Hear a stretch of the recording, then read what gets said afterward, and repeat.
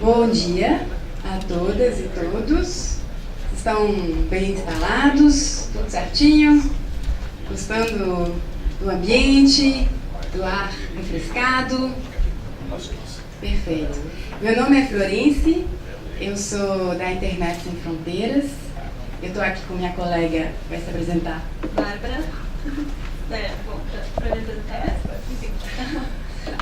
Eu sou a Bárbara, eu sou do IDEC, Instituto Brasileiro de Defesa do Consumidor, e fomos convidados pela Florence no começo do ano para coorganizar esse evento, que é bastante interessante por se tratar de um tema não tão debatido assim pela sociedade civil, pelo menos, e que tem muito impacto e implicações em como a internet se distribui e se precifica, tanto localmente como globalmente também. Então, estou muito feliz de estar aqui.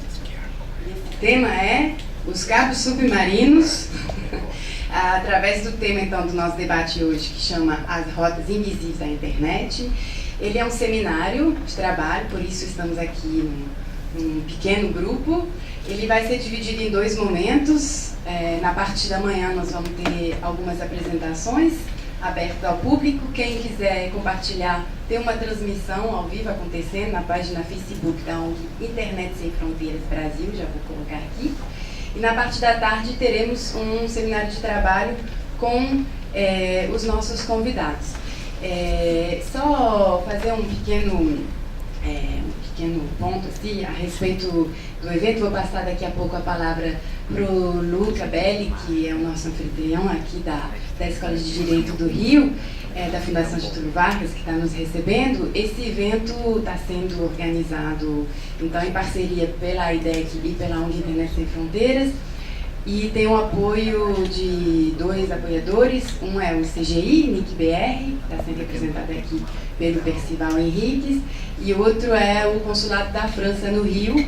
O seu representante Philippe Michelon ainda não chegou. E antes de passar a palavra para o Luca, uma última coisa que a gente sempre espera quando nós organizamos eventos sobre telecomunicações. A gente sempre sabe que um desafio enorme é garantir a igualdade de gênero, né, dentro dos convidados. E aí nós, apesar de termos tentado como a gente podia representar isso, nós, como vocês vão ver na lista dos convidados, temos um grande gap, pois dos nossos convidados só tem uma mulher, que é a Jamila, que está aqui, e os restantes são homens, e dentro das organizações somos 4 mulheres. Então fica aqui a dica aqui para compartilhar. Eu acho que é importante, quando a gente discute telecomunicações, se preocupar com essa questão da representação de gênero. E aí vou chamar o Luca aqui para ele contextualizar um pouco o nosso evento, e já vamos passar para a primeira mesa. Obrigado, Franz. Eu sou Luca. Todo mundo me chama de Luca Belli, ou Luca. Então, vou chamar de Luca Belli. Sou professor aqui dessa augusta casa. Queria agradecer a todos os parceiros, começar pelo NIC-BR, representado pelo Percival, que não é muito parceiro, é um amigo, também o Carlos Afonso, que é a alma do CGI. Tenho que também agradecer ao Consul da França, que ainda não chegou, mas quando os parceiros do consulado assistirem ao vídeo, podem ter certeza que a gente agradeceu todos. Então, para contextualizar, queria agradecer também o Félix, que ninguém mencionou, mas a gente está aqui hoje por causa do trabalho do Félix Blanc, que foi um dos nossos fellows no ano passado, que trabalha há anos sobre cabo submarino, e graças a ele a gente chegou a ter esse evento hoje, que é um evento talvez de nicho, mas cuja importância é fundamental pelo desenvolvimento da internet, pela internet atual. Então, parabéns, Félix, pela perseverança com a pesquisa. Também queria agradecer ao Arthur, a todas as instituições que estão participando hoje. Talvez esqueci de agradecer a alguém, mas sejam todos agradecidos. O IDEC, claramente, com o nosso amigo Zanata, a Bárbara também, a Florence pela grande organização e o grande número de e-mail que nos enviou nas últimas semanas. E agora vamos contextualizar um pouco, vamos chegar ao conteúdo do evento de hoje. governança de cabo submarino. Porque, particularmente, eu vou passear bastante, então vai ser um desafio para quem vai gravar, mas eu não gosto de ficar sentado, porque senão todo mundo dorme. Então, vou andando e vamos contextualizar andando o mágico mundo dos cabos submarinos.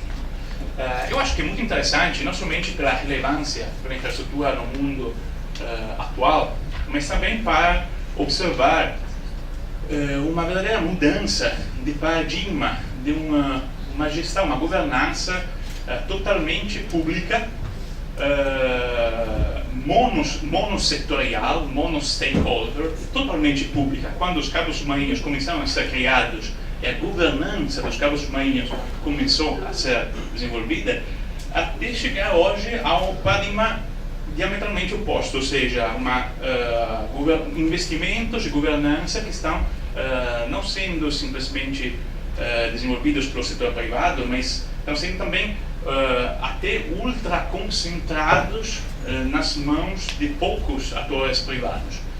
Eu acho que é muito interessante ver o que está acontecendo hoje para ver também onde vão chegar com o desenvolvimento da infraestrutura internet. Então, se você pensa que tudo começou em 1850, com o primeiro cabo submarino, que ainda é telégrafo, entre França e Reino Unido. Um pequeno cabo submarino desenvolvido para estados, que depois criaram até, tendo a exigência de criar uma primeira governança de cabos submarinos, criaram até a UIT, que é a União Internacional dos Telégrafos, ainda não das telecomunicações, depois se tornou a mais antiga organização intergovernamental, sendo a União Internacional das Telecomunicações, até chegar fast forward, até 1988, com a privatização e a liberalização das telecomunicações, no qual um mundo que é dominado por atores públicos, sendo as telecomunicações monopólios públicos, chegam também atores privados, operadores de telecomunicações, que começam também a investir muito na infraestrutura, a partir do final dos anos 80 e dos anos 90. Então, vamos ver também com essa chegada das operadoras privadas, também uma mudança de paradigma, porque de uma governança monossetorial pública se torna uma governança pelo menos bissetorial, público-privado, mas também multissetorial, porque também aquela comunidade técnica que desenvolve padrões, a IETF, a mesma Internet Society que foi criada em 1992, e também para suportar essas parcerias públicos-privadas para definir padrões que permitam o desenvolvimento das telecomunicações a um nível internacional, mundial, e também padrões que permitam o desenvolvimento de cabos submarinos, eventualmente, para a comunicação. Então, quando é que as coisas mudam? Eu acho que tem um momento, inclusive é uma coincidência, porque em 1988, com o novo regulamento das telecomunicações internacionais, regulamento internacional das telecomunicações da UIT, a gente tem uma consagração da liberalização, privatização das telecomunicações no mundo. E 20 anos depois, exatamente, em 2008, a Google anuncia que vai criar uma parceria com o primeiro cabo submarino desenvolvido não somente para operadoras, mas também para provedores de aplicativos e conteúdos. A Google foi o primeiro que em 2008 anunciou que estava criando o cabo Unity com 4 ou 5 operadoras para criar uma conexão entre Califórnia e Japão. O anúncio da Google foi também o anúncio da chegada do novo paradigma, não somente os atores públicos, não somente as operadoras, mas também os provedores de aplicativos e conteúdos, que a partir de 2008 até 2018, então a gente tem 1988, regulamentos internacionais, 2008, anúncio da Google, 2018, predominância dos investimentos privados no âmbito dos cabos submarinos pelas grandes empresas americanas de conteúdos aplicativos, até chegar a um ponto que não são somente predominância dos investimentos nos consórcios que desenvolvem esses cabos, mas, por exemplo, em 2018 a Google anunciou 3 projetos de cabos submarinos, entre os quais o cabo Curie, entre Califórnia e Chile, que é um cabo simplesmente dedicado ao serviço da Google. E essa é uma mudança, no mesmo sentido, a Facebook, que anunciou esse ano o cabo Malbec,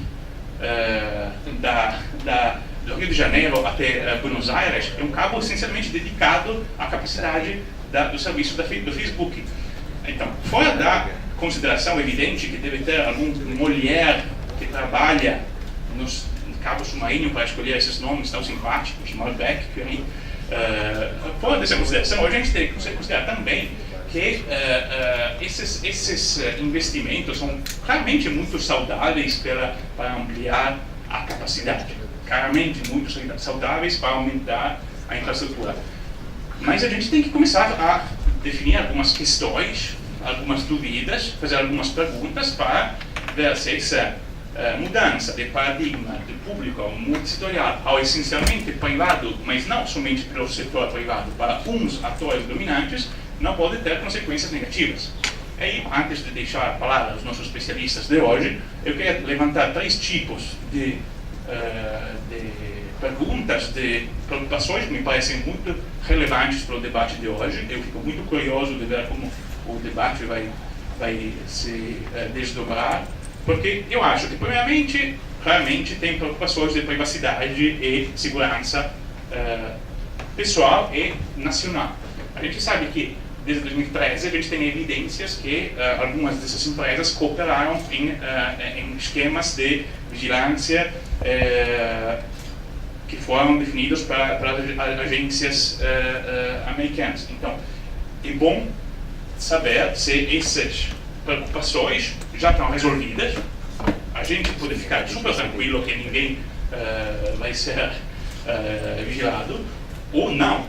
E nesse caso, seria bom um pouco de transparência não somente nas técnicas de gestão e de monitoramento que são utilizadas, pelo menos nos pontos de chegada desses cabos, mas também nos parceiros desse consórcio, em como são definidas as regras desses consórcios.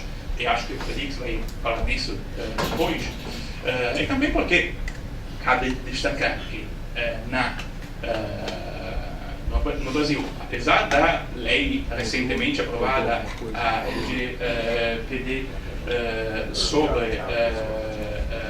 sobre dados pessoais, que vai entrar em vigor em fevereiro de 2020, a gente já tem um marco civil, que tem normas vinculativas. O artigo 7 do Marco Civil, inciso 1 e 2, garante a cada pessoa o direito não somente à intimidade e à vida privada, mas também à confidencialidade, o sigilo das comunicações. São direitos que todo mundo aqui tem.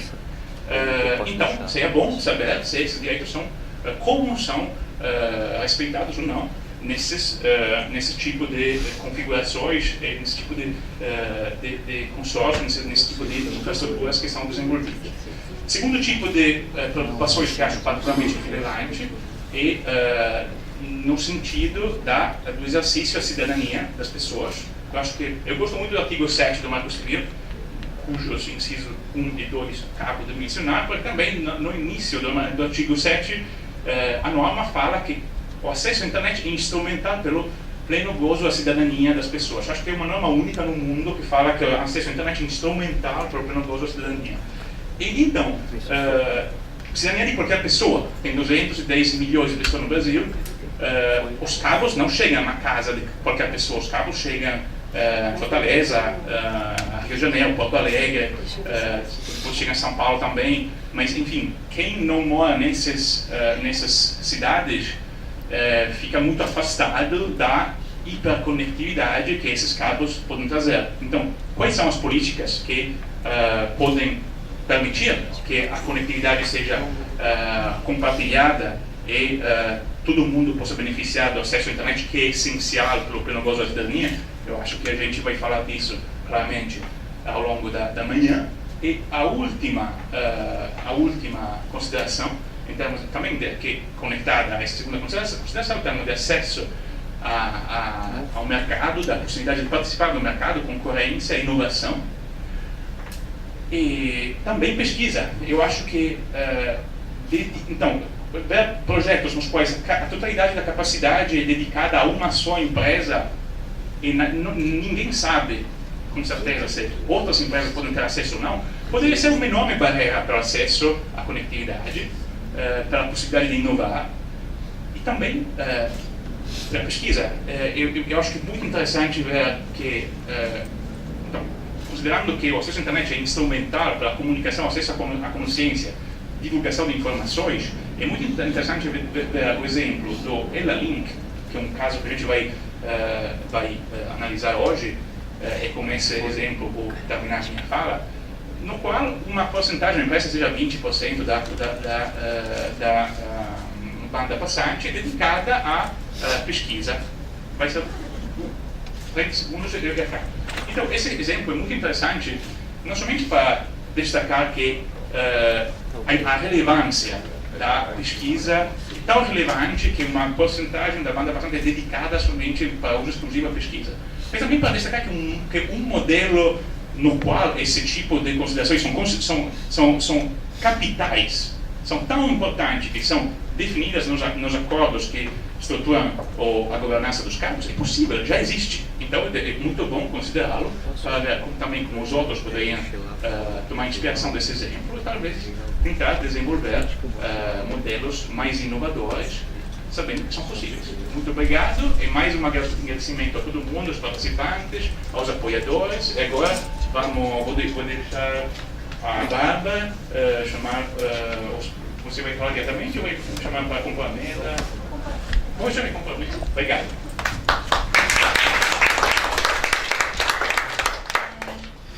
Bom, gente, vamos começar agora então o nosso primeiro painel.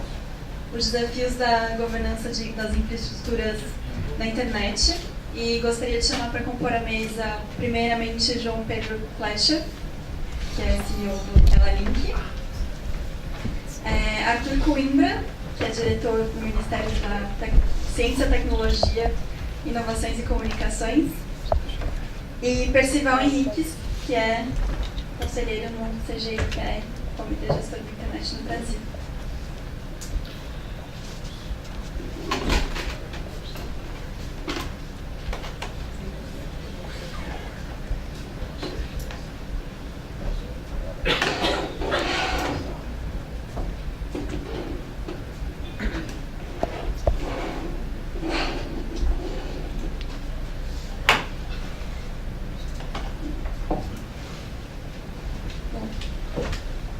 Cada um terá 15 minutos de exposição, tá? E vou começar primeiro pelo João Pedro, para ele contar um pouco sobre a experiência como CEO da Ela-Link. Bom dia a todos, prazer muito grande estar aqui com vocês. Realmente o caso Ela-Link é um caso emblemático e eu estou muito feliz aqui. Esse projeto ele tem dois pais e os dois estão aqui, que é o Michael Stanton, que está ali sentado, e o Arthur Coimbra, que está aqui do meu lado. Porque o Michael, se vocês buscarem na internet, no ano de 2009, publicou um paperzinho onde ele mostrava a necessidade da interligação direta entre a Europa e a América do Sul. E as razões que ele elencava lá eram eminentemente de cunho científico, até por causa de sua atuação na RNP, onde ele evidenciava que as questões de menor latência, questão de maior sigilo e questão de diversidade de rotas tornavam necessária a criação desse caminho. E o Arthur Coimbra, pelo lado do governo brasileiro, foi do conselho da Ela-Link durante bastante tempo e desbravou os meandros burocráticos para que pudéssemos caminhar com a governança adequada. Então, a homenagem aqui para os dois nesse projeto. Atualmente, eu estou na Ela-Link há 3 anos. Ele é uma joint venture que foi concebida brasileira e espanhola, e então para ter uma governança ágil, para não ficar suscetível aos meandros das burocracias dos diversos países envolvidos, né? Como foi mencionado pelo colega da fala anterior, a comunidade científica vai dispor de uma expressiva capacidade no cabo, o que permitirá que ela tenha, os europeus tenham acesso aos instrumentos de pesquisa da América Latina, dentre eles os observatórios astronômicos do Chile, que estão ficando prontos e são de extrema importância para a pesquisa científica. E, aliás, é muito interessante ter uma menor latência, porque permite-se também a aplicação, o uso remoto de instrumentos científicos, né? Da mesma forma, para nós brasileiros e sul-americanos de maneira geral, podemos acessar equipamentos europeus de pesquisa, o mais conhecido de todos, que é o acelerador de partículas, né, sobre o Mont Blanc.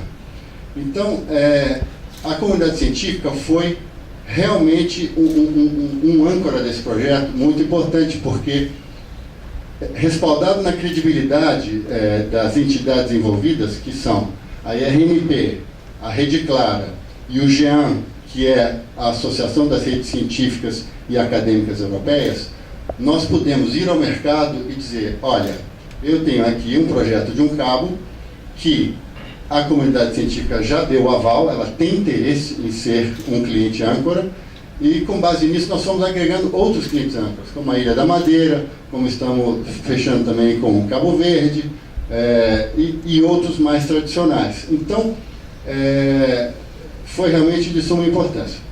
A governança do cabo em si, ele é um cabo que a gente costuma dizer que é neutro e aberto. Neutro porque ele não está vinculado a nenhuma operadora específica. Qualquer um pode entrar nesse cabo. Se vocês se lembrarem, nos anos 2000, nos primórdios da internet, cada operadora lançava o seu cabo e ficava com ele fechado como uma vantagem competitiva, né? Não queria compartilhar. O nosso não. Nós não permitimos que haja qualquer tipo de restrição de entrada no cabo de qualquer natureza. E também a gente chama que ele é aberto porque ele já permite porque um dos maiores investimentos que é necessário nesses cabos submarinos são os equipamentos de iluminação do espectro. E hoje o cabo Airlink, assim como os mais modernos que têm saído hoje em dia, permitem que qualquer fornecedor de equipamento ligue ou ilumine esse espectro. Então isso é muito importante também para a governança do cabo. Mais atualizações, nós estamos em vias do fechamento financeiro este ano, e o cabo deve começar a ser construído agora em janeiro, das duas pontas, de Portugal para cá e de Fortaleza para lá, utilizando 2 navios próprios para essa finalidade, e com sorte eles se encontram no meio do caminho, emenda o cabo, e assim seguiremos, teremos um cabo aí ligando a Europa e o Brasil a altíssima velocidade e grande capacidade dentro de 2 anos. Muito obrigado.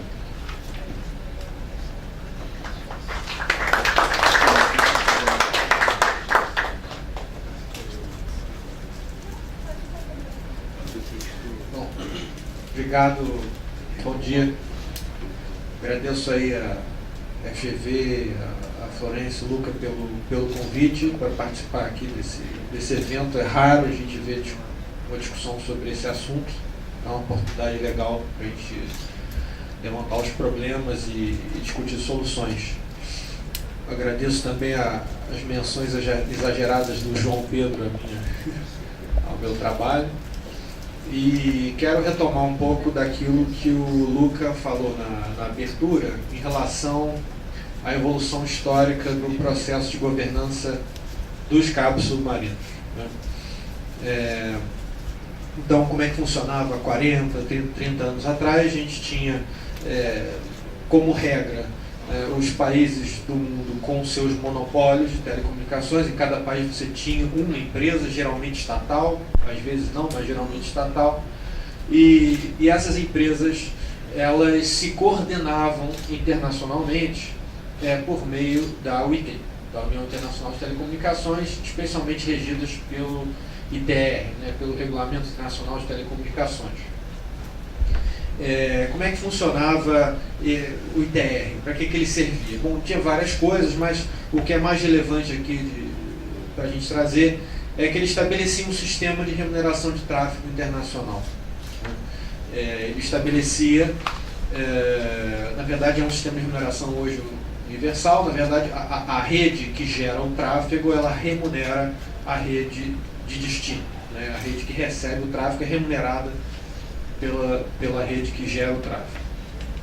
E esses acordos de remuneração entre os diferentes países, então entre a operadora alemã e uma operadora africana, por exemplo, ou sul-africana, uma operadora angolana, esse acordo ele era estabelecido bilateralmente, né? Essa tarifa.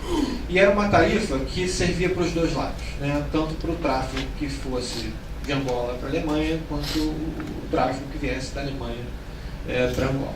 Na prática, o que isso significava? Isso significava uma transferência de renda dos países ricos para os países mais pobres, das redes dos países mais ricos para as redes dos países mais pobres, na medida que os países mais ricos geravam mais tráfego, bem mais tráfego do que os países mais pobres.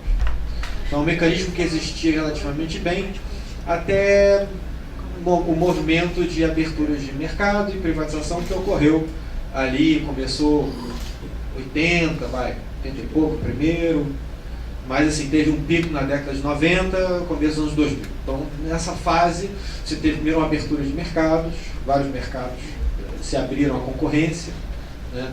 E meados da década de 90, muitas empresas foram privatizadas. A Deutsche, a PT, a Telefônica, aqui no Brasil também, o sistema Telebrás. E o que isso gerou, né? Você deixou de ter aqueles monopólios internacionais, monopólios nacionais regulados por meio de tratados. E aí você gerou um mercado tipicamente privado, né? As empresas todas começaram a implantar seus cabos, o volume de investimento aumentou muito no mundo, o agregado de investimento aumentou, o agregado de bem-estar aumentou, porque os preços reduziram muito, a concorrência aumentou de maneira geral, né? Só que você deixou de ter, né, aquele mecanismo que existia de transferir renda, que é uma espécie de política distributiva de transferir renda dos países, das redes dos países ricos para as redes dos países pobres. Então, naturalmente, os investimentos eles seguem a demanda e aí, ou seja, eles vão atrás de clientes, de gente com dinheiro e vão atrás de conteúdo. Isso é normal, né? E aí você tem situações como, por exemplo, a Somália, que tem 15 milhões de habitantes e tem um cabo antigo. Por outro lado, você tem Portugal, tem 10 milhões de habitantes, né, ou seja, menos do que a Somália, e tem 10 cabos.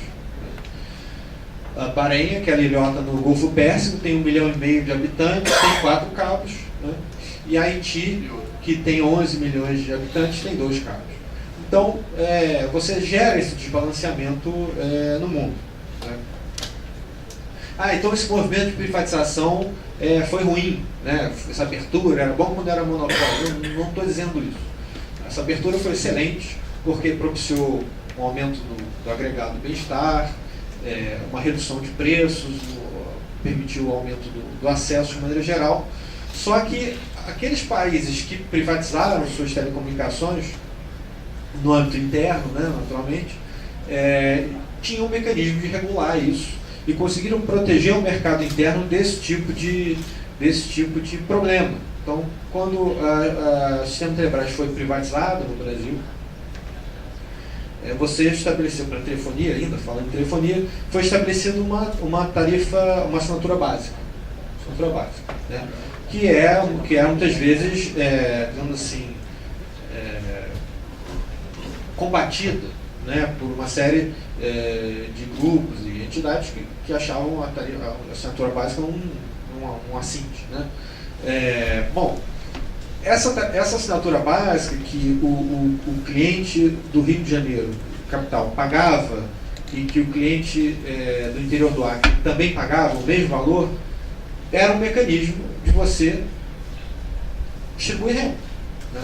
Você estava permitindo que o usuário do Acre pagasse a mesma coisa que o usuário do Rio de Janeiro. Isso também aconteceu por meio de outros mecanismos, países criaram fundos de universalização com o objetivo de compensar também essa desigualdade gerada por um ambiente de livre mercado. Mas no âmbito internacional, e aí eu talvez discole um pouco daquilo que o Luca falou, que ele mencionou de multigovernança e tal.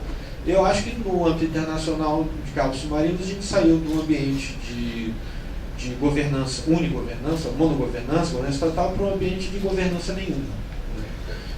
A governança que a gente tem hoje, ela é na verdade induzida por meio de políticas tributárias. Então os países que fazem políticas tributárias mais interessantes acabam atraindo mais cabos por razões evidentes, né?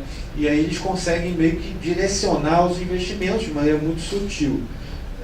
E aí você tem papéis do Estado pontuais que conseguem um pouco contornar isso. Foi isso que o João falou. O João está à frente de um projeto que tem investimento privado espanhol, mas também tem investimento público europeu e público brasileiro, né? E aí você está conseguindo fazer um cabo de dados numa rota que praticamente não existe nenhum, e com isso está conseguindo compensar alguns dos defeitos de um livre mercado, que tipicamente existem, e atender ilhas que não têm capacidade de acesso. Mencionou Madeira, mencionou Cabo Verde, uma série de coisas que estão no caminho. Essas iniciativas estão boas, mas quando a gente pensa no globo como um todo, falta ainda um pouco aquele mecanismo que existia anteriormente de você ter uma política distributiva.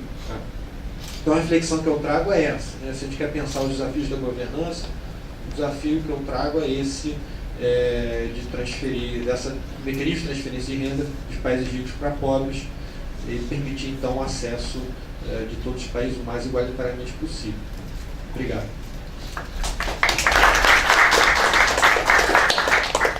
Bom dia aqui a todos, todas. Eu sou Percival, sou conselheiro do CGI. E é extremamente importante essa discussão, que o que já foi dito, pouco se fala sobre cabo submarino.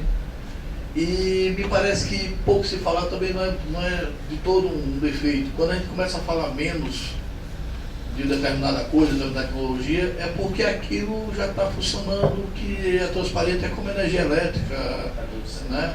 Então, eu acho que é uma solução, mas eu queria aqui uma solução que já está bem encaminhada. Precisamos refletir sobre outras coisas, sobre outros aspectos, que envolvem inclusive essa tecnologia. A primeira questão que eu queria colocar aqui é colocar a bola no chão, e eu estou vendo a discussão aqui gira basicamente em torno de telecomunicações.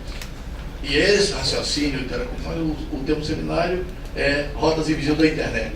Então vamos tentar, obviamente que cabe na mesma frase, telecomunicação e internet, deve caber, porque a estrutura de telecomunicação é a estrutura básica sobre a qual a internet funciona. Só que a lógica é diferente, é completamente diferente.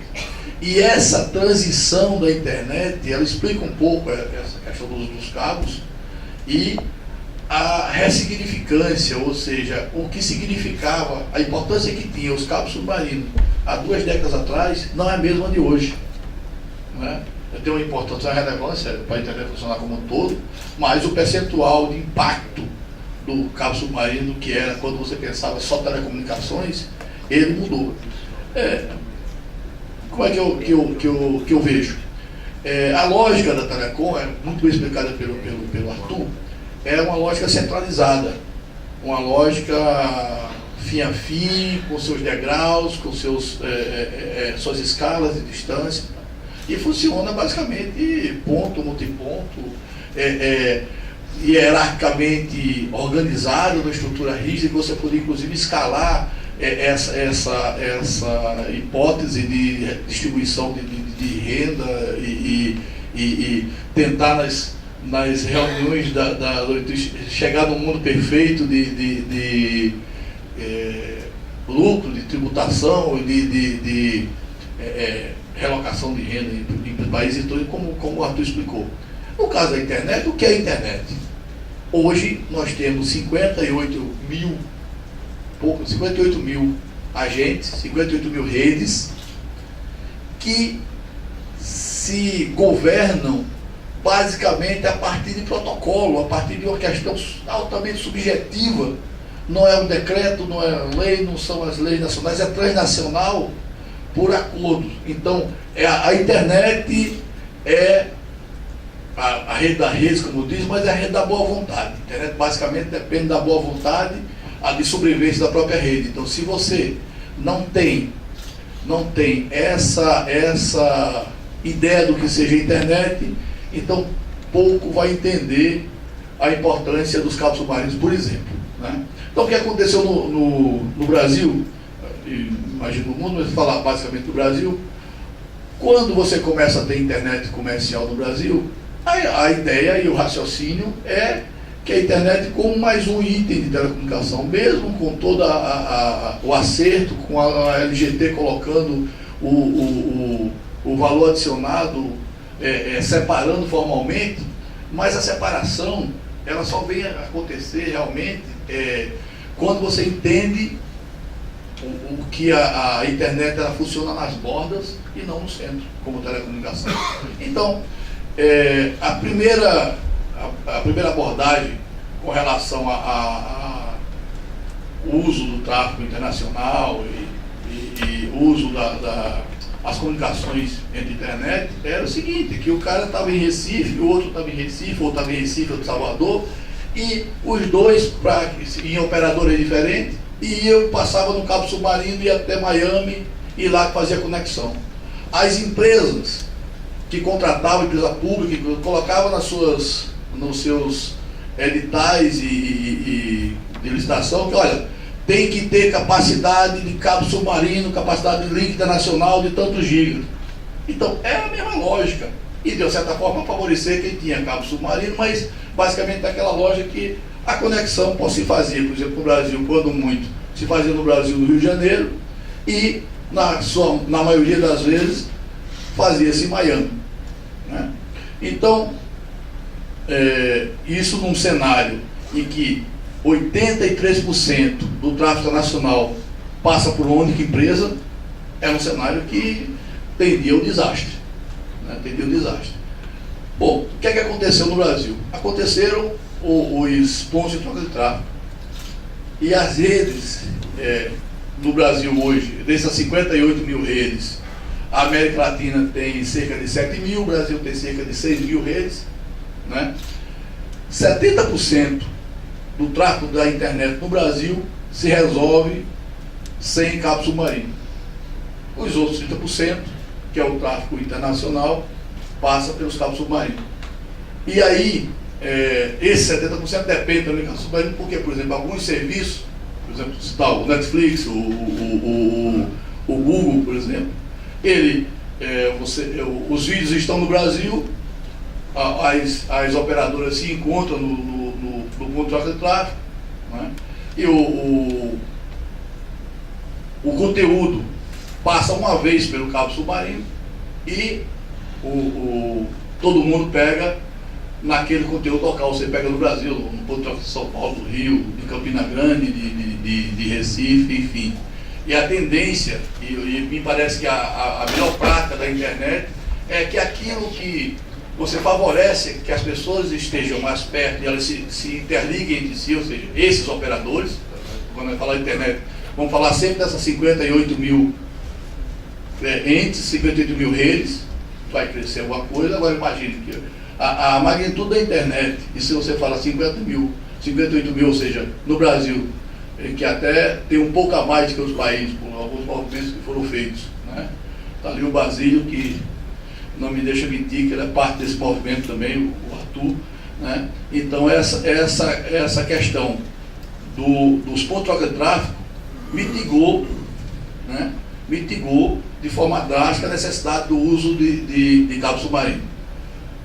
Por exemplo, o Netflix, e aí o Netflix não gosta que eu diga isso, porque você pode falar dele sem autorização, mas o Netflix, ele estima-se que ele tenha cerca de 100 terabits de conteúdo.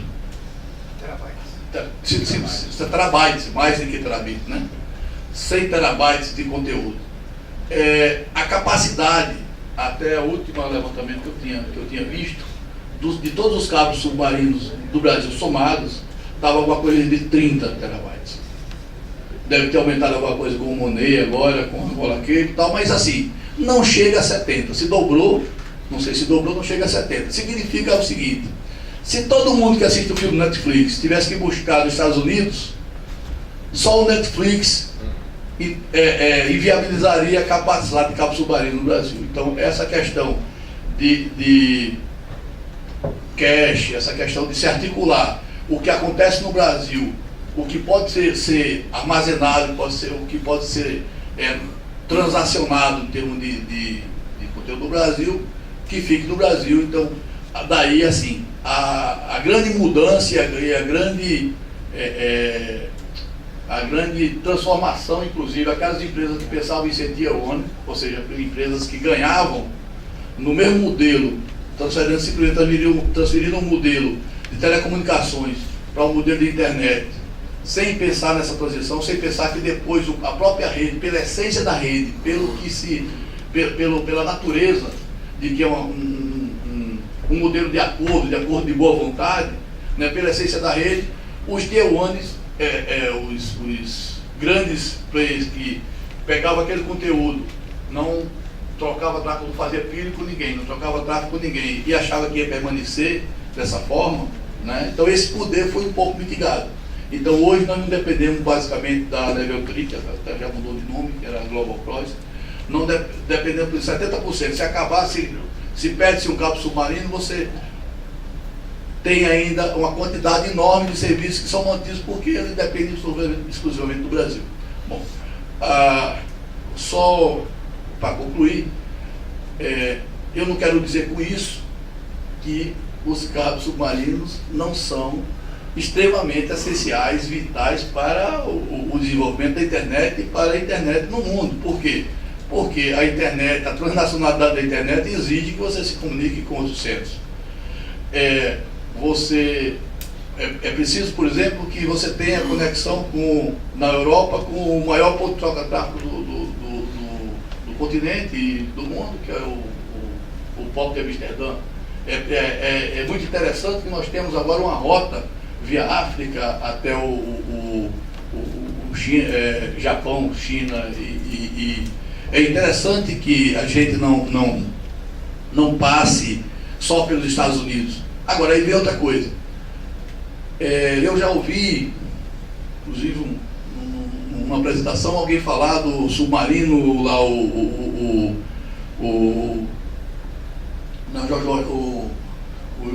George Washington, não é o outro, Jimmy Carter. O submarino Jimmy Carter que ia lá no fundo do mar, pegava um cabo e lia os dados e tal. Eu acho que isso está no campo da ficção. Pode até ser possível fazer isso, mas está no campo absoluto da ficção porque não é necessário. Os Estados Unidos têm backdoor, tem porta já aberta por lei. Então, assim, as coisas acontecem diferente. Mais uma vez, você não precisa ter uma ligação física com o cabo, ligar no cabo, para você pegar o dado. O dado, ele está na rede, está na nuvem, ele é pego de outra maneira. Então não precisa de alguém pegar o submarino e simplesmente extrair fisicamente de lá. Então o fato de passar pelos Estados Unidos ou passar por outro lugar significa pouca coisa. O acesso a esses dados, a quem consegue ter acesso, a quem fabrica os roteadores, ele vai continuar existindo de toda forma. Eu acho que o risco é o risco físico mesmo. Alguém chega lá, está o cabo, passou pelo meu país, estou brigando com você, eu corto. Fisicamente. Basicamente é isso. Essa história da segurança é extremamente importante, mas ela tem que ser discutida em outro nível, não no nível somente da estrutura física, mas é a estrutura lógica. E aliás é disso que a gente está falando, que é a questão da internet. Bom, é isso que eu gostaria de contribuir para essa discussão aqui.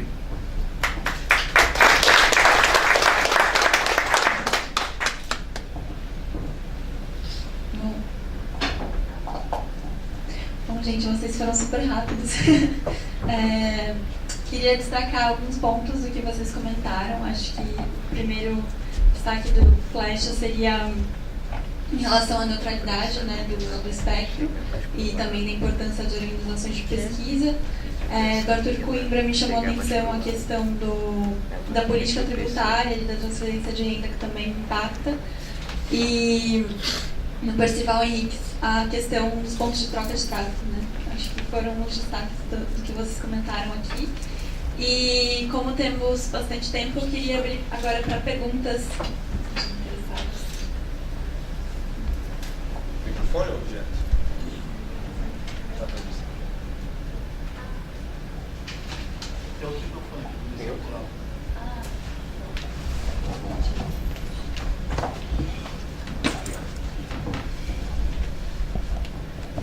Bom dia, Rafael Zanato do IDEC.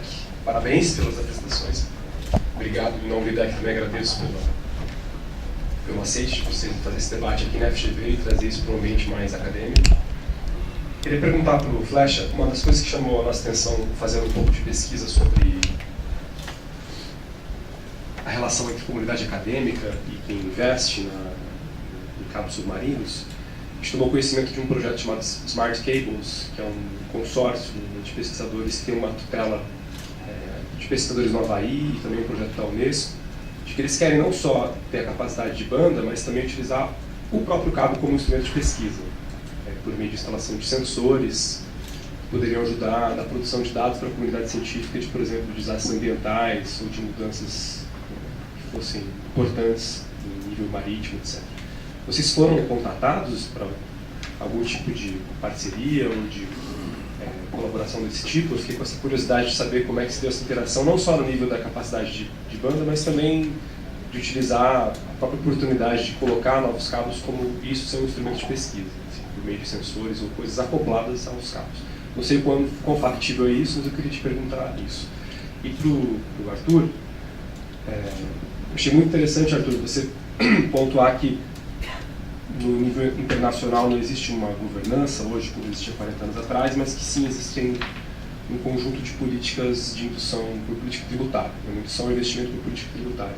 Você poderia detalhar um pouquinho mais diferentes níveis de indução por política tributária? Seria, por exemplo, uma isenção tributária para os pontos de chegada? Seria isenção tributária ou facilitação do próprio material que vai ser utilizado por meio de uma política de redução de preço, de não tarifação? Eu fiquei um pouco curioso nos diferentes níveis de indução que poderiam acontecer. Olá, Rafael. Bom, a resposta específica à questão do cabo promovido pelos cientistas, eu vou deixar para o meu colega Michael Stanton responder, porque sem dúvida é a maior autoridade nesse tópico, porque o Havaí ele é sede do principal evento de cabos submarinos do mundo, que acontece em janeiro, chama PTC, e eu estive lá nos últimos 3 anos, mas não acompanhei, não vi nenhuma conversa nesse sentido. Não me surpreende, porém, porque, como você sabe, o uso de sensores está crescendo cada vez mais nas aplicações mais diversas, seja de agricultura de precisão e outras que dependem de conectividade de dados, né? Emendando um pouco na fala dos meus colegas, quer dizer, em relação ao que o Percival colocou dos pontos de troca de tráfego, eu deixei de mencionar que um dos grandes atrativos de se fazer a conexão do Brasil com a Europa é que a Europa é o local do mundo que tem mais pontos de troca de tráfego, que, como a maioria deve saber, é onde o físico encontra com o virtual. Quer dizer, chega algum momento, a gente fala nuvem, né? Mas a nuvem está em algum lugar, esses dados estão armazenados, em data centers, em pontos de troca de tráfego e tal. Então isso a gente acredita que vai ser muito importante para os provedores de internet brasileiros. Tá?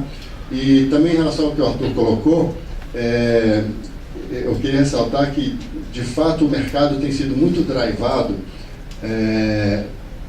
para a construção de cabos submarinos, onde existem data centers. Então, fica uma coisa meio ovo e galinha, porque se você não tem data center, é difícil justificar um cabo submarino. Você precisa da participação de entidades como as que participaram no nosso projeto. Por quê? Porque o Brasil, apesar de ser um país de grande relevância global, sob o ponto de vista de tráfego de dados de internet, ele é amplamente subrepresentado em relação ao número de data center. E, aliás, essa é uma iniciativa que o Dr. Arthur Coimbra está liderando, que é como remover os meandros burocráticos e como facilitar a implantação de data centers no Brasil. Então, eu não queria deixar de mencionar essas duas coisas que os colegas tão adequadamente levantaram.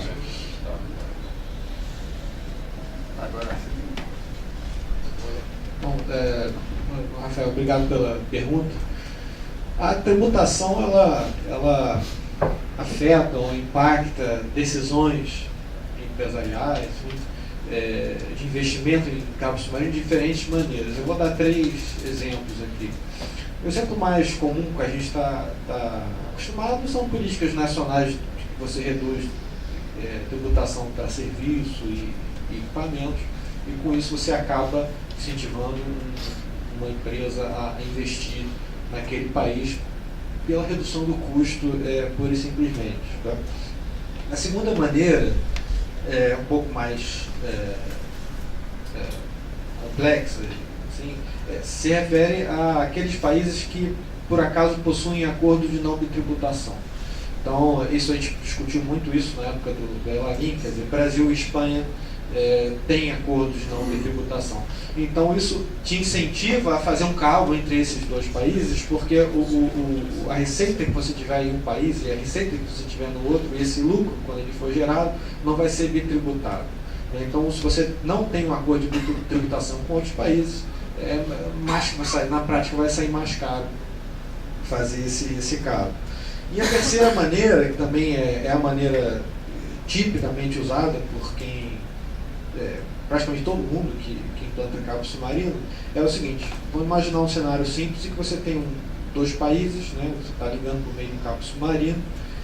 Esse cabo ele passa pelo mar territorial de um país, ele passa pelo mar territorial de outro país e ele passa por águas internacionais.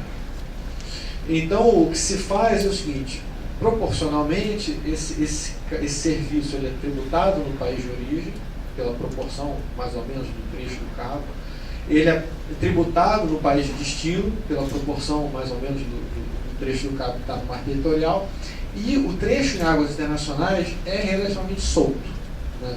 Então, o que você faz com isso, né? Tem várias maneiras. Tem uma maneira mais tosca, assim, de você chegar e meu cabo de Angola para Fortaleza, de Luanda para Fortaleza, e a empresa que está nas águas internacionais, responsável pelo faturamento do tráfego nas águas internacionais, está na Irlanda. É uma maneira tosca de fazer. Alguns países não aceitam isso, resistem mais a isso, tem isso como uma maneira de você sonegar e paraíso fiscal e tudo. Tem uma maneira mais sutil, que você efetivamente aportar o cabo em algum desses países. Então, por isso tem bastante cabo nas Bahamas, por isso tem cabo no Uruguai, por isso tem cabo em vários outros lugares, porque esses países têm um ambiente tributário mais simples e menos pesado, e aí todo o faturamento de águas internacionais, que é a maior proporção do cabo, e maior proporção do faturamento, você aloca contabilmente àquela empresa que está nesse país com um ambiente tributário um pouco melhor. Então, são essas 3 formas principais pelas quais eu enxergo que a política tributária afeta investimentos em cabos submarinos. Às vezes conscientemente, às vezes inconscientemente.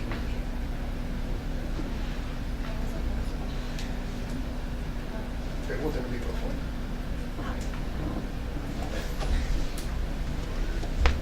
Obrigado. É para o João Pedro. Eu visitei o site do Elalink, né, e não consegui encontrar o cronograma. Para quando é tudo isso? Toda essa forma? Começa a funcionar em 2020, 2019? Peraí, outra pergunta. Você comentou a questão dos data centers e tal. Eu me lembrei do Lester Turrell. Lester Turrell dizia que achava absurdo que os países do Sul doassem tantas isenções tributárias para atrair a indústria automobilística, em uma época em que a essa indústria já estava saturada nos países desenvolvidos e iria, de qualquer modo, migrar para o sul. Então, eu me lembro da questão dos data centers, que o pessoal diz, não, o Brasil não tem data centers porque a tributação é muito alta, então as municipalidades ou os estados, etc., têm que oferecer isenções, o governo federal tem que oferecer isenções de importação, etc. Na verdade, essa visão, do ponto de vista do Brasil, é bastante complicada, porque o Brasil tem uma rede de pontos de troca de tráfego, a internet nossa é distribuída, como não é na maioria dos países, e principalmente num país dessa escala territorial, etc. Quer dizer, do ponto de vista de uma operadora de cabo internacional, eles têm que ver o Brasil como o data center. O Brasil é o data center. Entendeu? Então, essa visão também que aqui o Brasil tem esse problema de não ter data center, não é bem assim. Eu acho que tem que ter outra visão aí nessa história. Né? Que mais? Sim. E essa é uma coisa que eu queria também que você mencionasse, é a questão do IRU, né, do Indefeasible Rights of Use. Se isso na verdade, ele tradicionalmente, ou se é que se pode dizer tradicionalmente, ele tem um limite de tempo.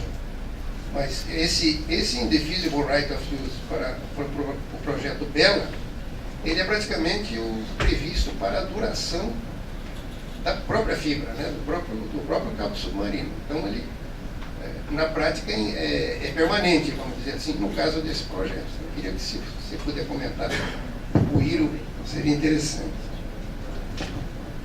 Tá. Em primeiro lugar, sobre o cronograma, né? Realmente o cronograma sofreu alguns atrasos, mas isso é bastante normal nessa indústria de cabos submarinos, tá? A gente financia uma parte relevante do cabo com pré-vendas, né? Então você tem que fechar os contratos, e são contratos complexos, de 100, 150 páginas cada um, e leva um certo tempo, atrasou um pouco.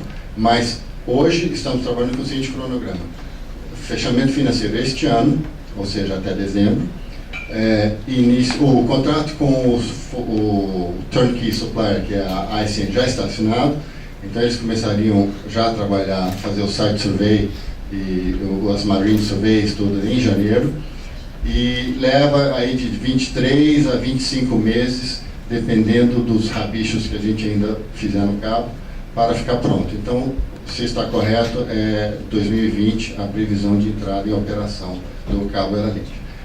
Em relação aos data centers, o Percival colocou com muita propriedade o crescimento da importância dos caixas locais nos países. De fato, uma operadora como a Netflix, por exemplo, ela faz o uso maciço dessa tecnologia, e que inclusive traz outras conveniências, porque você, quanto mais perto do usuário estiver, menor a latência, enfim, a experiência fica toda muito mais agradável. Agora, isso não, como ele próprio colocou, não diminui a importância das redes cabo submarino. Hoje, mais de 99% dos dados trafegados no mundo são via cabo submarino, né? Todos os outros meios restantes, satélite, rádio, sinal de fumaça, tudo, não dá 1%. E sobre os data centers no Brasil, a minha afirmação foi no sentido de que, varrendo o mercado como eu varri, eu fui praticamente todas as operadoras, todas as OTTs, e foi o que eu ouvi. Lá no Brasil tem dois problemas. O ambiente para instalação de data center é inóspito, porque você tem grandes tarifas de importação, grande burocracia alfandegária, ou seja, pega o caso do Facebook, por exemplo. O Facebook tem algum maluco lá que gosta de brincar de construir computador. Então, os data centers que eles fazem, os computadores são fabricados por eles na China, e aí eles importam para os países onde eles constroem os cabos submarinos.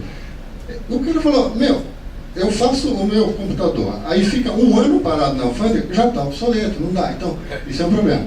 E outro grave problema é a questão dos backhauls terrestres, porque ele fala, tá bom, eu chego em Fortaleza, chego na Praia Grande, como é que eu vou subir esses 80 e poucos quilômetros de serra para São Paulo, com segurança, redundância, qualidade? São pouquíssimas alternativas, enfim. Então, eles acham que nós temos espaço para ter mais data centers, e com isso toda a cadeia de dados vai se beneficiar, sabe?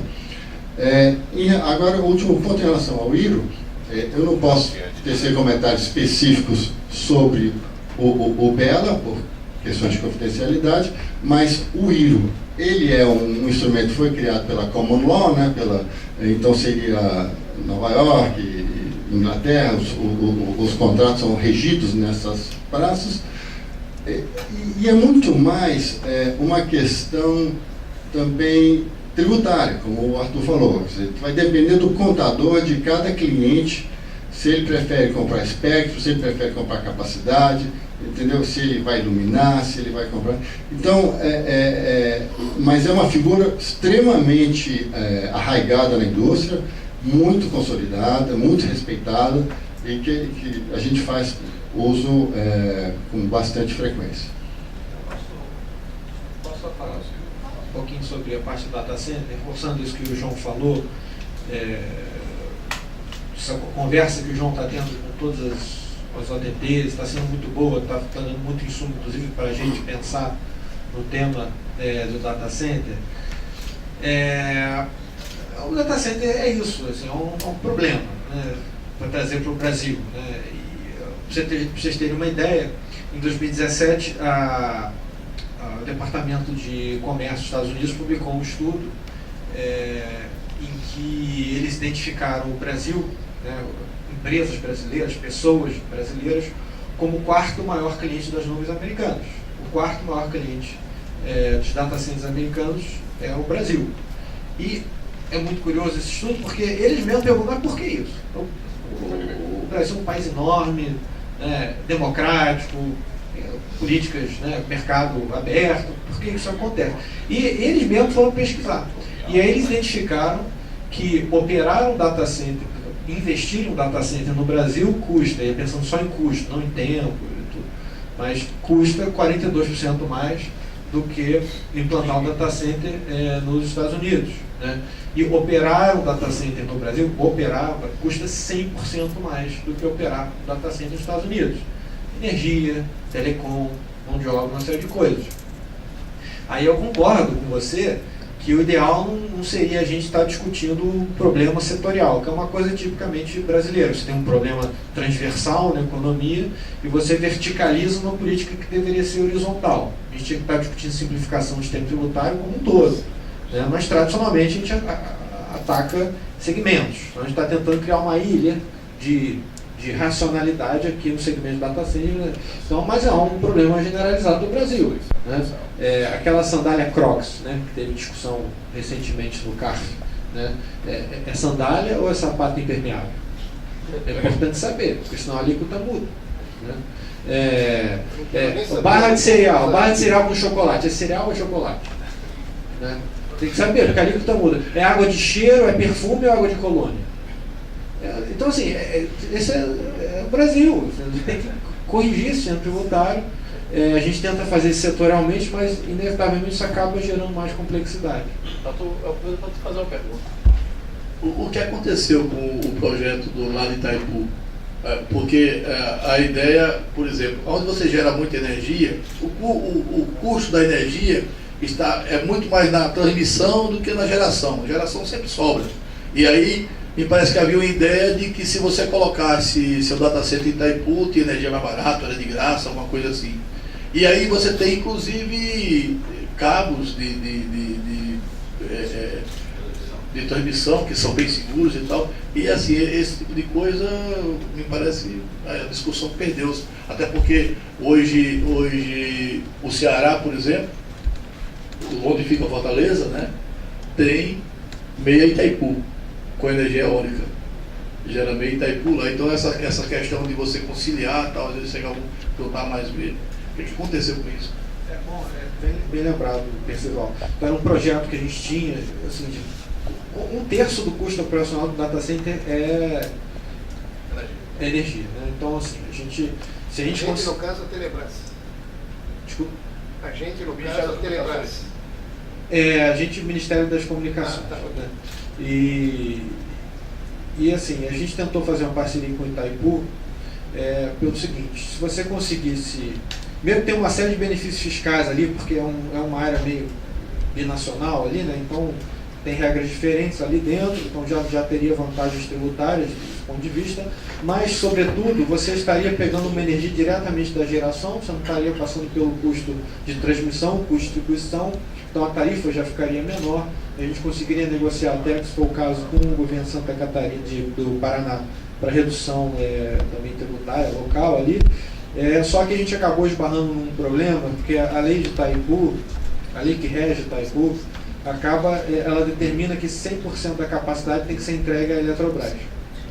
Então a gente começou, ou seja, ela não poderia vender diretamente para um data center ali. Então a gente começou a discutir isso com várias saídas, mas a maneira teria que ser uma autorização da Eletrobras para que a Itaipu vendesse diretamente. A gente tentou essa interlocução com o Ministério da Energia e acabou não prosperando. Fica a dica, a energia eólica no Ceará já é metade da capacidade de Itaipu.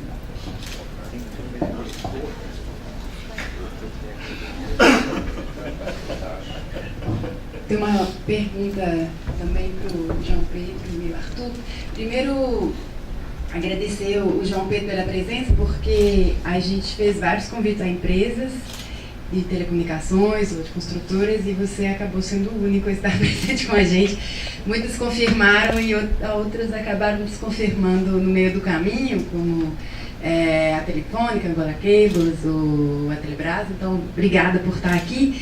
E aí, um pouco dialogando com essa questão do projeto de conexão internacional que o Brasil está construindo. A gente sabe que a discussão do cabo Ela-Link, ela também se inclui numa reflexão maior em torno do satélite. Inicialmente era para ser 2, acabou sendo 1. Ele também está com algumas restrições agora em torno do debate com a Verisat, né, a empresa, como é que vai se dar essa viabilização de dados. E aí, então essa vai mais para o Arthur, né, como é que essa visão está se dando, inclusive numa perspectiva nova, que agora as orientações do novo governo que está vindo, provavelmente algumas mudanças nas linhas de governança também pode ser esperadas. E especificamente sobre o Ela, houve uma mudança recente na participação da Telebrás. Ela era membro do consórcio e agora passa a ser simplesmente como garantia de compra de pacote na comercialização. Então, como é que isso vai se dar no consórcio? Já se tem algumas informações também que pode ser passado por aí. Obrigada.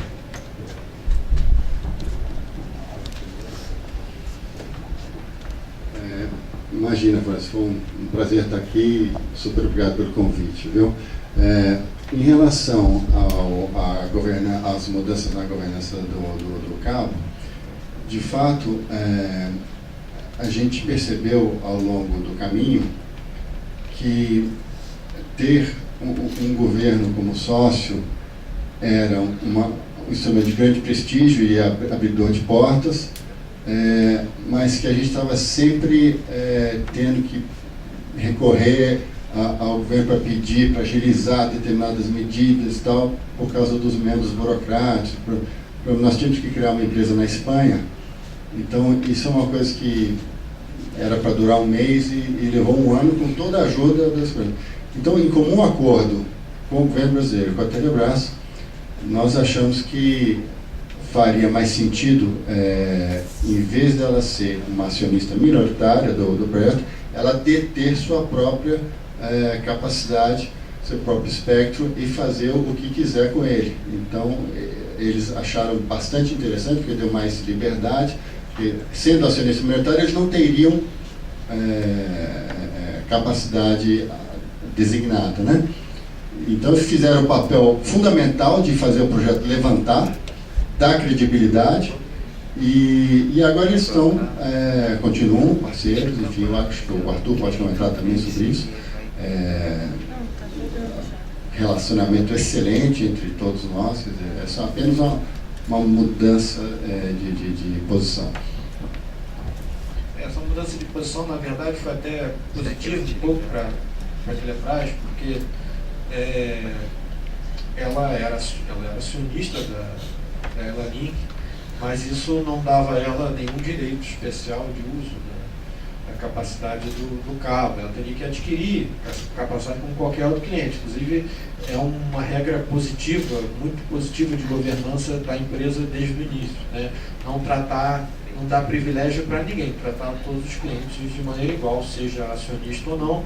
E o que está acontecendo, a Telebrás está saindo da posição de acionista e entrando aí sim com uma capacidade no cabo que vai permitir efetivamente a trafegar dados entre Brasil e Europa. E, bom, você mencionou, né, Florence, tem aqui um processo de transição acontecendo, então está muito cedo para a gente dizer como é que esses projetos vão se desenvolver daqui para frente, mas dado o avanço desse projeto, eu acredito que dificilmente vai haver qualquer tipo de mudança muito radical, já está tudo muito avançado, muito já negociado. Só para complementar, o fato dela agora, pelo que eu entendi, então antes dentro do consórcio ela não ia ter essa garantia de capacidade. Então agora, se a gente se olhar numa perspectiva de conectividade para o Brasil, é um lado positivo. Então ela agora ter essa garantia. Eu sei que vocês não podem falar em nome da Telebrás, não está aqui, mas será que isso traz alguma perspectiva maior já no papel que o Estado pode ter na conectividade? O fato que agora ela tem essa garantia de conectividade mesmo? Bom, certamente um ativo maior para a Telebrás, né? Uma capacidade que ela não tinha antes e vai passar a ter, é sempre positivo. Ela vai conseguir reduzir o preço, ela já teve um impacto muito grande nos preços de atacado, quando ela entrou, 2012 e 2013, e agora deve melhorar isso ainda mais quando tiver essa capacidade de cabo, né? É muito cedo para dizer assim qual vai ser o resultado concreto disso no dia a dia da empresa, mas como você falou, do ponto de vista de serviço ao usuário, serviço à população, talvez tenha sido melhor. Eu queria levantar uma questão aqui, Pedro, acho que ele falou, mas muito rapidamente. Eu vou exemplificar citando casos concretos. Por exemplo, o último consórcio, né, mais significativo de cabo foi, acho que foi o Monet, né? Onde mais empresas que estavam com os funcionários. Tá? Até Google, Algar, Angola Cable, isso. E o que acontece? E a Google, o Facebook, trazendo seus próprios cabos. Quando você colocou da importância de ter um cabo aberto, né, e também que a conexão com a Europa, basicamente eu tive 3 semanas atrás, inclusive conversando com o pessoal lá de Amsterdã sobre essa possibilidade de contratar banda lá e tal, eu acho que cria uma perspectiva que a gente não tem discutido muito. É o uso dos cabos submarinos para manter e para ampliar o monopólio, o domínio de algumas empresas sobre a internet como um todo. Por exemplo, quando o Google, quando o Facebook tem seu próprio cabo, né, ele carimba ali Facebook como a internet, né, Google como a internet, ou pelo menos mais significativa. Se você não tem essas outras alternativas, e você, por mais cabos que você tenha, então você cria, não é que cria, você às vezes deixa de ter algumas possibilidades de crescimento de outros atores, que é o que faz a internet ser o que é essa diversidade. Então, quando você tira a diversidade da internet, você perde muito, né? Isso foi o monopólio do Google, o monopólio do Facebook, ele pode ser importante agora, mas na hora da virada, quando ele não for mais importante, se surgir alguma coisa nova, talvez o Brasil atrase, porque aquela coisa nova que surgiu não tem o seu próprio cabo. E a importância de você ter essa diversidade, de ter a Telebrás envolvida, de ter possibilidade de pequenos provedores também cruzar o oceano para trazer esses 30% que falta, e com esses 30% você fazer a distribuição via contratráficas, extremamente importante, acho que precisa ser discutido esse fator também. Não é a quantidade de carro, mas também a diversidade. Assim, não, sem dúvida. Você tocou num ponto crucial que é frequentemente debatido na indústria, que é a questão da participação das OTTs, né? Porque as 4 grandes, elas já estão projetadas em ter praticamente metade do tráfego. É uma coisa absurda, né, a importância deles. Agora, eles se pelam de medo de uma coisa. Se eles começarem a ter muito cabo submarino, muito backhaul, muita rede, o que vai acontecer? O regulador vai chegar assim, você fala igual o telecom, anda igual o telecom, você vai ser então um operador de telecom e você é regulado, não vai ser mais uma over the top, né? Então por isso eles têm tomado muito cuidado em não ter cabos, até esse do Google que foi anunciado aí do Chile para Los Angeles. Foi o cabo, mas não acende. Eu acho que eles vão ainda convidar alguém, falar, participa comigo, para dar um toque de governança. O próprio Monet, né, eles puxaram aí alguns parceiros e tal. E já foi uma evolução do Atlantis 2, por exemplo, que eram 25 operadoras e que é uma governança impossível. Então, esses modelos de consórcio, eles estão cansados já. Ele realmente, eu acho que o futuro é dos cabos abertos, entendeu? Dos cabos que não estão vinculados a nenhuma operadora ou nenhum OTT somente. Quer dizer, se quiser entrar, você pega mesmo o Marea, que é uma potência, acho 144 teras, que vai da Espanha para os Estados Unidos. Você tem lá o Facebook, você tem Microsoft, você tem a Telefônica, a Telso, enfim. Então, eu acho que o futuro é esse, tá? E só complementando em relação à importância do cabo Link para o Brasil, eu acho que essa participação da Telebrás ela vai permitir também um tráfego muito relevante, que é o tráfego de governo, o tráfego sensível à privacidade, que eu sou um pouco menos otimista em relação a você, em relação à segurança dos dados dos Estados Unidos. Não no cabo submarino. Isso que é muito mais fácil burlar do que só no cabo. É que ele chega no data center. Você vê, hoje 90 e tantos % do volume de dados brasileiro ele vai para os Estados Unidos. E grande parte desse volume vai para um data center ali em Miami, que vocês podem. Não, em Miami mesmo, que é o Terramark, e que depois. Ali tem 160 operadoras conectadas.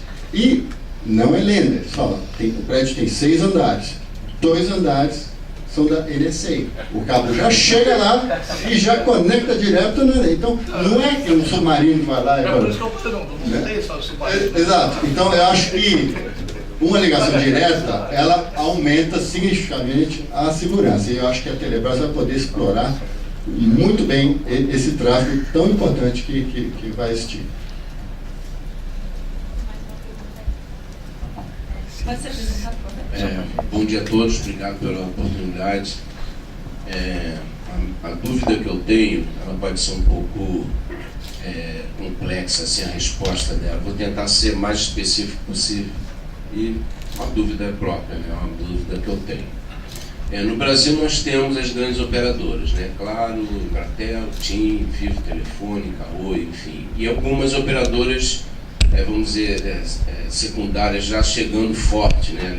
Tri, Algar Telecom, enfim. Eu atendo muitos provedores de internet. Eu trabalho numa empresa que é especialista em desenvolvimento de soluções de monitoramento de redes. Então, as grandes operadoras são nossos clientes, é claro, a TIM, a Vivo. Mas eu trato diretamente, eu trabalho na área comercial e atendo os provedores de internet. Os provedores de internet hoje são os responsáveis por levar o sinal de internet para as áreas mais remotas do país, isso é fato, né? As grandes operadoras têm esse compromisso de fazê-lo, mas elas preferem trabalhar nas grandes metrópoles, porque o metro quadrado é muito mais lucrativo, é claro, é nítido isso. Então, para o provedor de internet, o sinal de internet é um insumo, ele compra das grandes operadoras para poder revender, e dessa forma ele entrega o sinal de internet. Então, voltando ao assunto das rotas internacionais, hoje nós temos provedores de internet crescendo muito, né? Nós temos aí Telecom, G8, Vogel, que já estão sendo até considerados como operadoras, já estão começando a ser tratados como operadoras, estão crescendo muito, inclusive ganhando licitações, né, concorrências junto às grandes operadoras. Então, a minha pergunta, a minha dúvida, pelo sinal de internet ser um insumo para os provedores, existe alguma política que favoreça esses provedores menores, que hoje no Brasil são 10 mil já provedores de internet? Existe uma política que favoreça esses provedores a utilizar os cabos submarinos, as rotas internacionais? Porque a gente sabe que 60% do tráfego hoje de internet são os serviços, né? Netflix, Facebook, Google, 60 a 70%. Isso é gerado nos data centers, nos caches, nos provedores, enfim. Mas existe muito tráfego internacional necessário que os provedores precisam entregar. Então a minha dúvida é essa, se existe uma política que favoreça, uma estratégia que favoreça a utilização dessas rotas internacionais para os provedores de internet. Bom, muito boa sua pergunta. Assim, desde 2011, 2010, a gente tem construído políticas voltadas para provedores regionais, aí tanto no âmbito regulatório, no âmbito tributário, trabalhando junto com os estados também. Mas nenhuma dessas políticas é dedicada especificamente a cabos submarinos ou a compra de capacidade internacional. Então, assim, a Anatel já impõe obrigações assimetricamente entre pequenos provedores e grandes provedores ou prestadoras, impondo mais obrigações para os grandes e menos para os pequenos. Já existem diversos acordos tributários para melhorar, diminuir a carga em cima desses pequenos, alguns mais recentes, né? A gente vem discutindo também a possibilidade de aumentar a possibilidade de financiamento desses provedores, porque os provedores eles têm uma dificuldade de fornecer garantia para tomar um empréstimo, né? O banco não aceita a rede, os equipamentos sem garantia, eles têm que buscar garantia de algum outro lugar e todo o patrimônio dele praticamente é a rede, né? Então ele tem dificuldade de tomar empréstimo, dificuldade de se alavancar e crescer rápido. Apesar disso, esse pessoal vem aumentando enormemente no Brasil. Os números variam, né? Assim, você pega os dados da Anatel, tem ali 7, 8 mil registrados. Na prática, a gente diz que tem 30, 40 mil. Mas, assim, difícil saber exatamente quantos são. O fato que eles têm se mostrado cada vez mais atores parlamentares. Mas não. Então, enrolei para dizer, não existe uma política voltada especificamente para a aquisição de capacidade de cabos submarinos. Não sei se seria necessário. Então, eu tenho acompanhado essa questão, até porque eu moro na Paraíba, estou mais perto de Fortaleza ali, então os cabos submarinos, as coisas acontecem em Fortaleza. Eu lembro de alguns dias atrás eu batendo na porta dos provedores lá de Fortaleza, pedindo para eles entrarem no PTT. Conversei um a um, ainda tem as atas das reuniões todas guardadas, porque eu sabia que um dia aquilo ia ser bacana, né? E era uma época que a gente pensava que a gente queria que se abrisse o cabo em Fortaleza, porque tinha um problema. A gente achava que se abrisse em Fortaleza, colocar só equipamento para que acessasse Fortaleza, a gente diminuiria 50 milissegundos do acesso.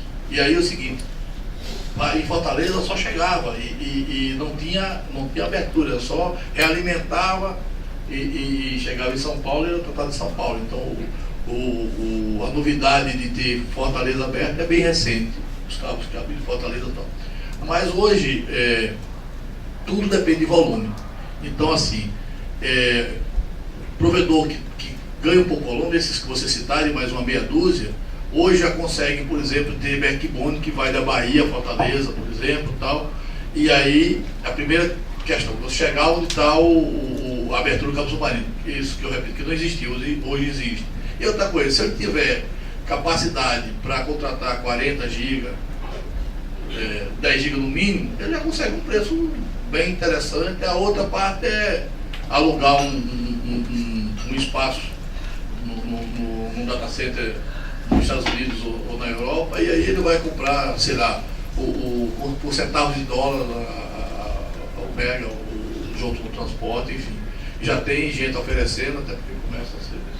E aí, mas não dá para você pegar o provedor que tem 5 mil clientes, 10 mil clientes e fazer uma contratação. Assim como há um tempo atrás, quando a gente começou a incentivar o pessoal a vir para o PTT do Rio e São Paulo, ele teve que juntar um monte de gente, colocar um switch lá dentro da OH para que os caras começassem a tirar S e começar a fazer isso, porque era muito pequeno, a gente pegava 50 MB, 100 MB, porque só a parte operacional já fica muito mais caro do que você simplesmente comprar um terceiro, um desses que você falou aí, que já vende o trânsito. Então, mas assim, essa coisa do tráfego está no radar. O que vai acontecer é o seguinte: quando esses provedores ou se fundirem, com a tendência deles se juntarem e crescer, ou chegar a uma determinada capacidade que compense, né? Por mais que baixe o valor. E aí outra coisa que eu falo aqui, com relação a essa coisa que você falou do insumo. A banda não é mais o principal insumo do provedor de internet, pelo menos do pequeno. Significa menos de 20%. Gasolina é muito mais significativa, funcionário, energia elétrica, do que força de venda, do que banda. Banda, agora 70% ele já tem dentro de casa nos caches, por exemplo. Não, pessoalmente eu acho que nós estamos vivenciando aí uma política em curso que é a da abertura para a competição. Na medida em que cabos novos para o Brasil são anunciados, o simples anúncio faz os preços despencarem. Então, a melhor coisa que pode acontecer para esses pequenos provedores que estão fazendo um trabalho fabuloso, não só em localidades remotas, mas mesmo em regiões mais nobres, fibrando condomínios e fazendo... E se vocês verem as estatísticas das novas adições, eu acho que já estão quase em 50% aí, uma coisa impressionante. Então eu acho que o Eralink, nesse sentido, ele tem uma relevância muito grande, porque, como eu disse anteriormente, ele vai permitir o acesso aos pontos de troca de tráfego na Europa, que é um mercado muito mais competitivo do que o norte-americano. E se você levar em conta que cerca de 3/4 do conteúdo da internet está presente também na Europa, o problema é mas você tem uma concorrência de fato com a rota norte-americana, sem mencionar que a distância Fortaleza-Lisboa é praticamente a mesma Fortaleza-Miami, quer dizer, é um triângulo que nós temos aí, que é interessante que seja muito bem coberta por vários cabos submarinos, né? É menor do que Fortaleza do Rio Grande do Sul. Fortaleza de Lisboa é menor do que Fortaleza do Rio Grande do Sul. Bom, gente, imagino que não tenham mais comentários, mais nenhuma mão levantada. Então vamos encerrar por aqui o painel. Queria agradecer muito a presença de vocês. Eu pelo menos aprendi bastante assistindo. E vamos passar agora para o coffee break. E às 11h10 a gente volta para o segundo painel.